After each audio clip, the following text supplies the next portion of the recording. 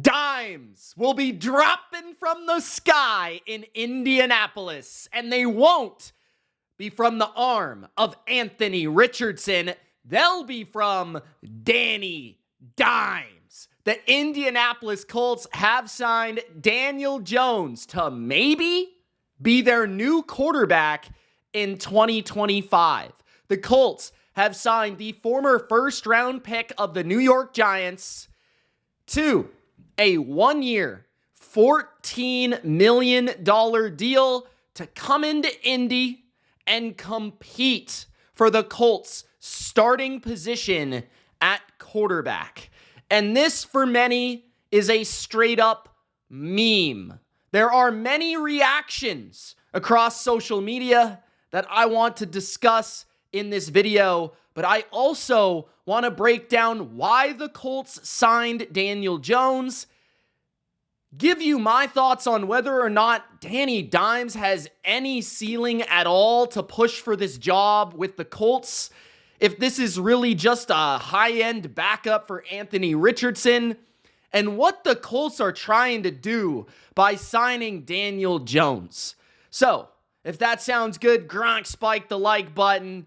Let me know in the comments your thoughts on Danny Dimes to Indianapolis. Now, it's a 1-year, $14 million deal.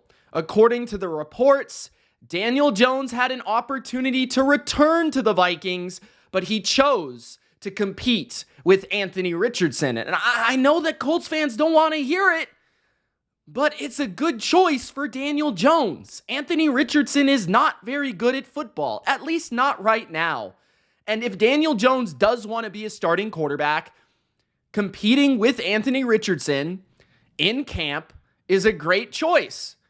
That being said, does Daniel Jones really deserve to be a starting quarterback? This is a guy that's played plenty of snaps of football, unlike Anthony Richardson, right? He played plenty in college, and he's played plenty in the pros. This is a guy that's played over 67 games in the NFL. He's played 69 games in the NFL. 69. He is 24 and 44 as a starter. He has played since 2019 as a starter in the NFL, and it's equated to very little. Now, he wasn't always in the best situation in New York, and this is why I think Indy decided to sign him, because they looked at Daniel Jones, and they saw a guy that was a former first-round pick that has good measurables, right? Pretty good arm, not bad. I don't think his arm is as strong as Anthony Richardson, but it's an above-average arm in terms of arm strength. He doesn't provide the great arm angles or flexibility of the arm that some other great passers do, but he does have good arm strength to throw the ball at every level of the field in the NFL. He's 6'5", 230 pounds. He's one of the fastest quarterbacks in football, and he's athletic. You can run him, and he can be effective as a runner in an offense. So just from the standpoint of comparing that to Anthony Richardson, even if Daniel Jones is just a backup, Daniel Jones can achieve a lot of the same offensive philosophy as Anthony Richardson. If Richardson goes down with a concussion, if Anthony Richardson is hurt or not playing well, Shane Steichen can simply turn the same offense over to Daniel Jones, and he can thrive doing the very same things. Now, I feel like Daniel Jones and Anthony Richardson are very different in terms of the makeup of the player from a mental standpoint. I feel like Daniel Jones is too conservative, while Anthony Richardson is too aggressive. And this is where we'll start to get into some of the reactions and some of the stats to compare the two, right? Now, this is a stat that's very interesting. They play a much different style of game. In terms of air yards, Anthony Richardson first in the NFL, 11.2 air yards in the NFL in 2024. Daniel Jones, 32nd, 7.2 air yards. The rate of passes traveling beyond the sticks, okay? Richardson first, 45% of his passes. Daniel Jones, 42nd, 28%. So that's exactly what I'm talking about.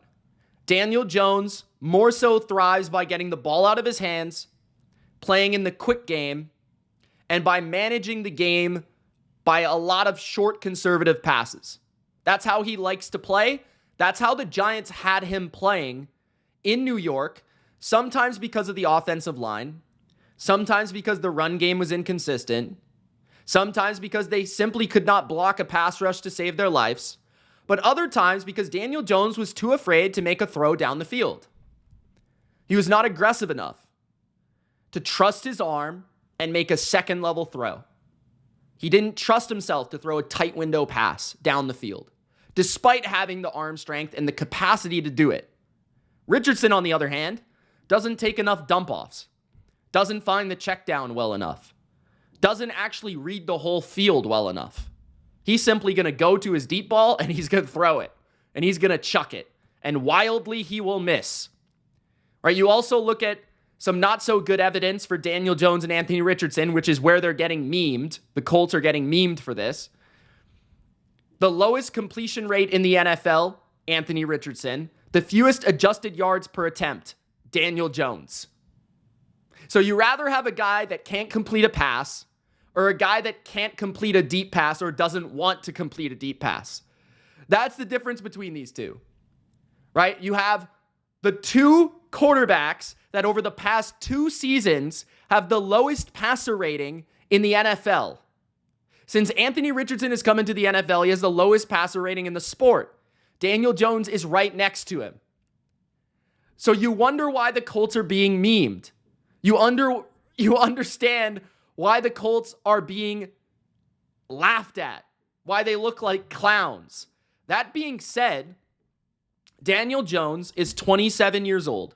He turns 28 in May. He was a 6th overall pick in 2019. He showcased the capacity to lead a team to a playoff run. Not even the playoffs, but win a playoff game on a team that was not very good.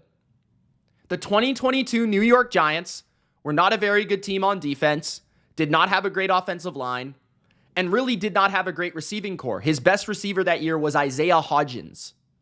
Okay, he did have Saquon Barkley, but not a great receiving core. It was marvelous coaching on the part of Brian Daboll, but it was also solid quarterback play from Daniel Jones. He showcased a ceiling to lead a team to the playoffs.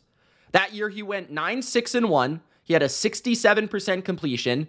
He had 3,200 yards, 15 touchdowns, the lowest interception percentage in football, only 5 picks. He had a 92 passer rating. He was actually voted for as a comeback player of the year candidate.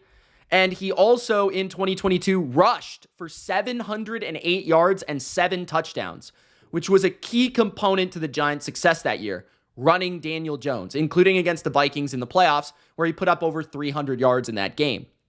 So Daniel Jones has had some positives. Even his rookie season, he had 24 touchdowns that year, which still stands as his most passing touchdowns in his career. He threw for 232 yards per game. These are numbers that we have not seen from Anthony Richardson at any point in his career so far. Otherwise, though, Daniel Jones has been a pretty bad quarterback, like statistically speaking. If you take away the 2022 season and you look at his record otherwise, his record is 22-36. His touchdown to interception ratio is 70-47. He has a 64 completion percentage and a 84 passer rating. He's a bottom end starter, a high end backup, because he has the physical capacity. He has the ability to run. He has the arm strength. But the biggest thing that has always been missing for me with Daniel Jones is balls, is testicular fortitude, and honestly is like creativity. It's not even that I think he's dumb. I actually think he's a fairly smart player, or a fairly smart person, I should say, but it doesn't translate to the field. He doesn't have a level of calm and composure that the great quarterbacks possess. He's very frantic, and it feels like he can't handle pressure, or he can't really have a sense for what he is supposed to do in a moment. He doesn't know when to run. He doesn't know when to extend. He doesn't know when he should throw the ball away, when he should maybe force a pass. He doesn't have a good situational feel for football. You know, when you watch Patrick Mahomes and it's like, even when he's playing poorly, it feels like every play makes sense. Like he understands what he's doing on every play to help his team win. Daniel Jones is the opposite. It's like he should be able to do these things. Physically, he can do these things, but for whatever reason, he just can't. You know what I'm saying? Now, from a grading standpoint, Daniel Jones has had some positive grading seasons from PFF. He was 26th as a rookie, which isn't bad as a rookie, out of 37. In 2020, he was actually 18th, the top 20 quarterback in football out of 38. He was 22nd in 2021. His best season was 2022 when he led his team to the playoffs, 17th. And in 2024, even last year, he was 25th. His rushing grade was also top 10 as the 8th best running quarterback in football, according to PFF. Now, when you compare that to Anthony Richardson, that's where you begin to have a conversation of like, Richardson has never been like any good at all so far. 35th best quarterback in football. Daniel Jones was 25th, right? He was 10 spots better than Anthony Richardson. Richardson was actually a worse runner, according to the grading system of PFF, 11th, while we talked about Daniel Jones being 8th. And Daniel is certainly a better passer. He's more refined. He's more accurate. He's got better sense of timing. He's better in underneath and intermediate levels of the field. Richardson just uncorks deep balls with nonsensical timing, right? So to me, Richardson is really, really bad right now. That being said, Anthony Richardson is born in 2002. He's extremely young. He's not even 23 years old. So the upside with Daniel Jones really doesn't exist. The only thing that he really gives you is he's shown some flashes of being decent, enough to make the playoffs. And I will say he has never played on a team as talented as the Colts. He's never had as deep of a receiving core as the Colts have. He's never had a running game as consistent as the Colts have. Even with Saquon there, their O-line's been crap, and that's the biggest thing. The O-line between the Colts and the Giants is a humongous world difference, right? Like, Daniel Jones has always been under pressure, always been sped up, which caused some of the faults of his game to really be seen. Now, Daniel Jones was also effective whenever he was moving in space in New York in 2022. When he was playing through a play action setting, running the football, himself running the football, and, you know, hitting those intermediate middle of the field passes. I feel like Shane Steichen can look at Daniel Jones and sort of piece an offense together, kind of like he did for Jalen Hurts, where as good as Jalen Hurts is looked at right now in the NFL, he is somewhat of a limited passer, and he doesn't have the greatest vision. So with Daniel Jones, I feel like you could operate a similar system as you did with Jalen Hurts. Maybe not to the same level, but I think it's there if he gets protection, you know? So Daniel Jones, I could see taking over for Anthony Richardson if Richardson fails. My full thought is that Richardson will start because he provides the upside. He was the 3rd overall pick. He's not even 23. We'll see if one more training camp, one more offseason of progression, of teaching, of coaching can make him what they think he could have been or can be. But if it doesn't work out, I feel like they can pivot to Daniel Jones in a way that they couldn't with Gardner Minshew or really even Joe Flacco, where it's like Flacco's too old and can't really move. Minshew's too limited physically. Daniel Jones is a guy that maybe we had to pay a little bit more money, and maybe he doesn't have the track record of Joe Flacco or the respect of Joe Flacco, but he's in his prime. He's not that old. And he does have the physical capacity to replicate Richardson and what we want to be with Richardson. So that's where I stand with Daniel Jones. I actually think this is an okay signing. I think it's funny. I think it's memeable, but I actually think it makes sense. Now, honestly, if the Colts want to make, you know, if they want to be something, it's going to come down to Richardson being something. Because I don't think Daniel Jones is ever going to be anything. He's never going to be the guy.